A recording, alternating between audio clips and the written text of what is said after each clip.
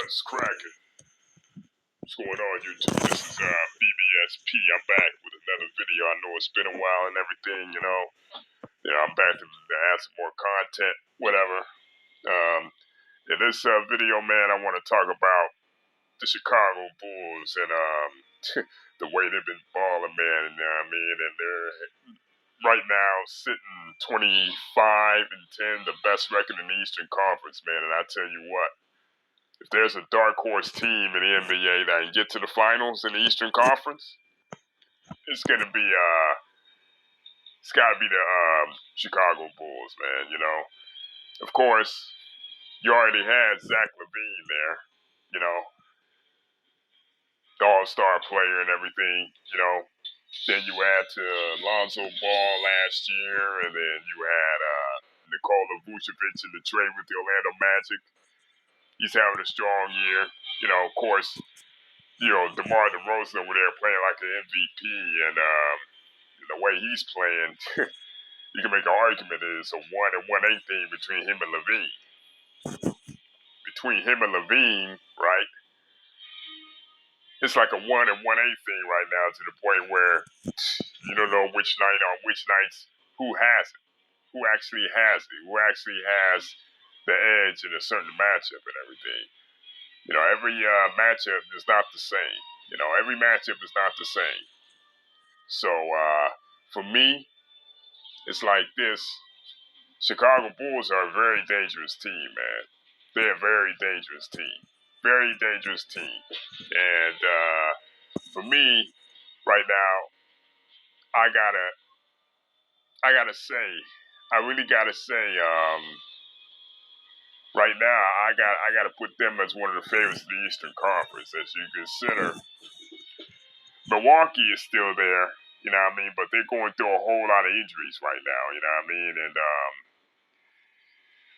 depending on where they're seated, they might have a tougher time getting to the NBA Finals this year than they did last. See, I'm just being honest here.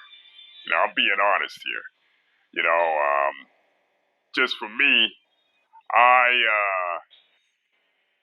look at them, and they gotta get to the finish line healthy. Milwaukee Bucks, Miami Heat. Yeah, you can make an argument for them, but I don't know. It seems like outside of Jimmy Butler, they're really missing something. I know they got Kyle Lowry outside. I should say Kyle Lowry. Outside of them, they're really missing something, man. You know what I mean? As far as their bench, and they really miss Bam Adebayo. I think that's the problem. Bam Adebayo's been out for a minute, right? They've been out for a minute, and I don't know.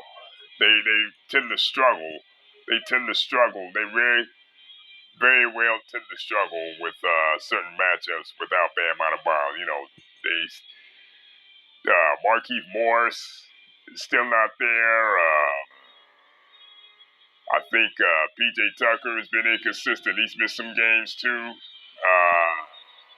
They played Golden State Warriors last night, and Jimmy Butler got hurt again. So who knows how long he's gonna be out? So Miami's they might be limping here to the finish line if they don't get healthy sooner. The Brooklyn Nets, I don't know, man. There's something going on with that team. Yeah, Kyrie's coming back, but him just being a part-time player and shit, right?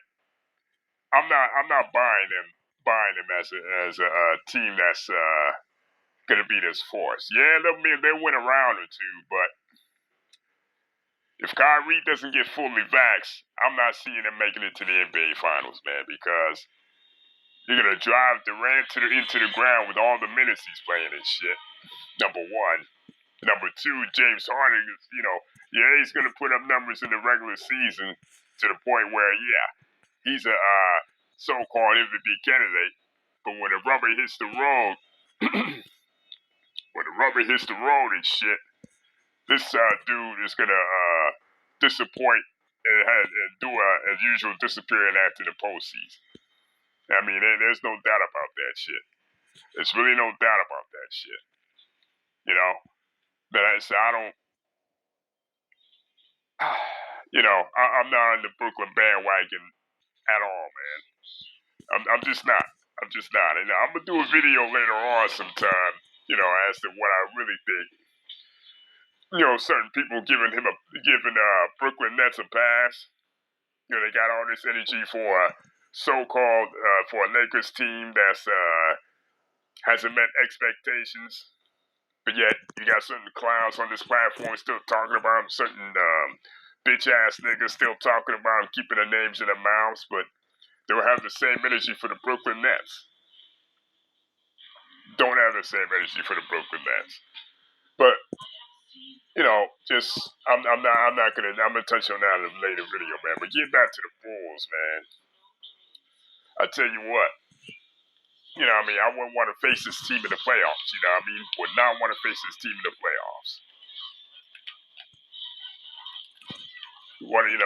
Because they versatile enough to give some teams, give all the aforementioned teams problems, man. Real legit problems. They got a good bench. James Johnson, Kobe White. All those guys are pretty much contributed and everything right now. For me, I would not want to play the Bulls in the playoffs, man, because the way they're constructed, well coached, Billy Donovan was an okay coach, but it seemed over the years he's gotten a little bit better. I say, he's definitely gotten better as far as strategy and X's and O's. So, at this point he's better than a whole lot of coaches in the league, man. But yeah, Chicago Bulls, man, you gotta give them credit. Long time coming, man. They really haven't been this good since the Derrick Rose, Joakim Noah, and Jimmy Butler days. And even during that time, they really, they had a legit shot at the chip. Definitely had a legit shot at the championship. It's just, they just couldn't beat. Whether it was the Cleveland Cavaliers, Miami Heat, or Cleveland Cavaliers, they just couldn't beat a team with LeBron on it, So, yeah, I just want to shout out to all the Bulls fans, Y'all been, it's been a long time coming for you guys,